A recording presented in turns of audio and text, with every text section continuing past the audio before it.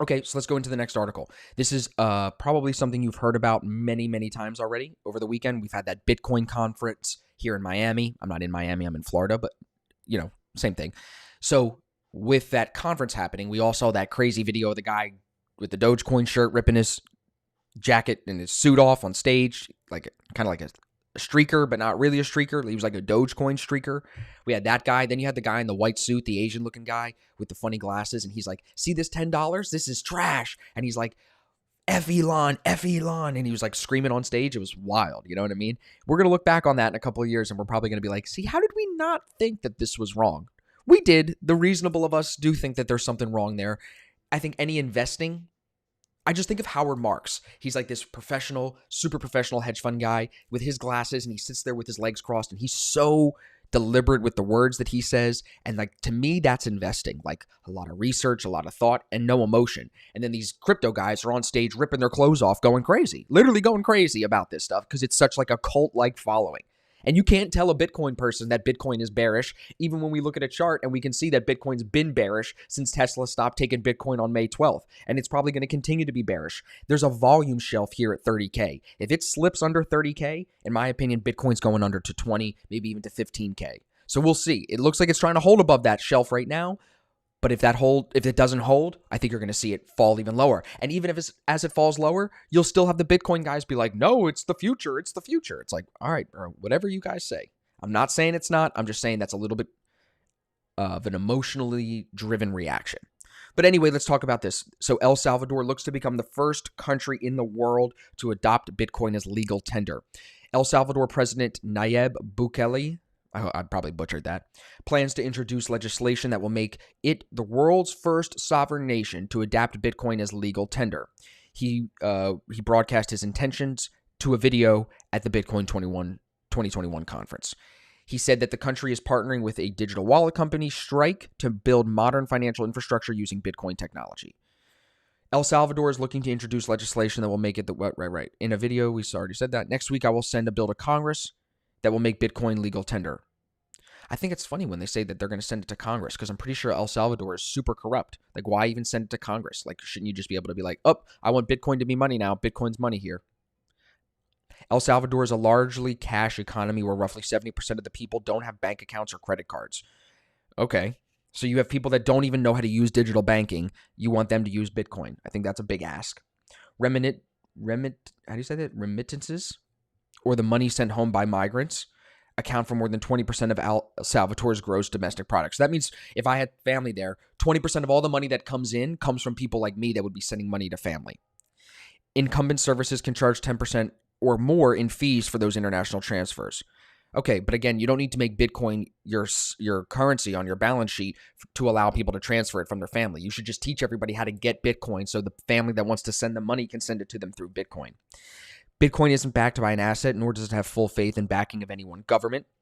Its value is derived in part from the fact that it's digitally scarce. There will only ever be 21 million Bitcoin in existence. While details are still forthcoming on how the rollout will work, CNBC is told that El Salvador has assembled a team of Bitcoin leaders to help build a new financial ecosystem with Bitcoin at its base layer. His New Ideas Party has control over the country's legislative assembly, so passage of the bill is very likely. Again, just a sign of how corrupt the government is. He makes it seem like we're going to put it into a Congress and that it's going to get a fair vote. It ain't getting no damn fair vote. Whatever he wants, it gets passed. It's that simple. That's how a lot of these countries work. America is a very great place because we don't necessarily work like that 100% of the time. It was an inevitability, but here already. The first country on the track to make Bitcoin legal tender, says Adam Black, CEO of Blockstream. Yeah, of course the guy that's the CEO of a blockchain company is going to like that. I don't understand why they even ask people like that. Back says he has plans to contribute to technologies like liquid and satellite infrastructure to make El Salvador a model for the world. Let's just check this. What percentage of people in El Salvador have internet? Let's see if we can get an answer on this. Internet penetration has been increasing. In 2017, over 33.8% of the country's population, up from 16% in 2010. Still, it remains low. So let's just round up and say that they're at 40%, 40% of their population. Let's call it 50% of their population has access to the internet. Does that really make sense to be trying to get your country to use a digital asset as its currency when only 50% of the people even have access to the internet? Like, wouldn't it make, and again, I'm an idiot. I don't know anything, but wouldn't it make more sense to have a physical bank there that can do something, like a physical structure that people can go to and learn? El Salvador is not that big of a country. You know what I'm saying? And a lot of the people there live in poverty. You want to guess how much the average person in El Salvador makes?